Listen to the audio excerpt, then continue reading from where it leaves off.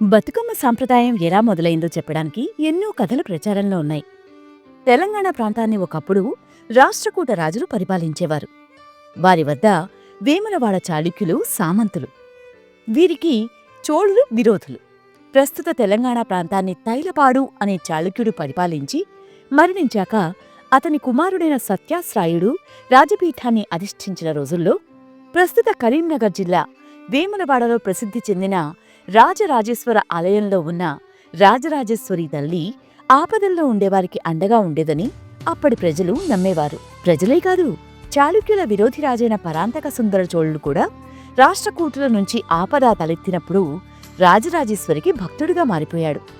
రాజరాజేశ్వరీదేవి తనని కాపాడిందని నమ్మిన సుందర చోళుడు తన కుమారుడికి రాజరాజ చోళుడు అని నామకరణం చేశాడు.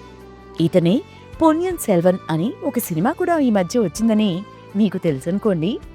అయితే రాజరాజ చోళుడు కుమారుడైన రాజేంద్ర చోళుడు చాళుక్యుల రాజైన సత్యాశ్రాయుడిపై జరిపిన యుద్ధానికి సేనాధిపతిగా వ్యవహరించి విజయం సాధించాడు. ఆ విజయానికి గుర్తుగా రాజరాజేశ్వరి ఆలయాన్ని కూల్చేసి అందులోని భారీ శివలింగాన్ని తన తండ్రికి బహుమతిగా ఇచ్చాడు. తన కొడుకు ఇచ్చిన శివలింగం కోసం క్రీస్తు శకం 1006లో బృహదీశ్వరాలయం నిర్మించి 1010లో నిర్మాణం పూర్తయ్యాక ఈ భారీ శివలింగాన్ని అందులో ప్రతిష్ఠించాడు. చాళుక్యుల వేములవాడ రాజ్యంపై దాడి చేసి దోచుకున్న సొమ్ముతోనే బృహదీశ్వరాలయ నిర్మాణాన్ని చేపట్టినట్టు కూడా తమిళ శిలాశాసనాల్లో ఉందంటారు. ఇప్పటికీ వేములవాడలోని భీమేశ్వరాలయాల శివలింగానికి బృహదీశ్వరాలయంలోని శివలింగానికి మధ్య సారూప్యతను చూడవచ్చు. అయితే వేములవాడ నుంచి శివలింగాన్ని పార్వతీదేవి నుంచి వేరు చేసి తంజావూరికి తరలించిన సంఘటన తెలంగాణ ప్రజల మనసు కలిచివేసింది.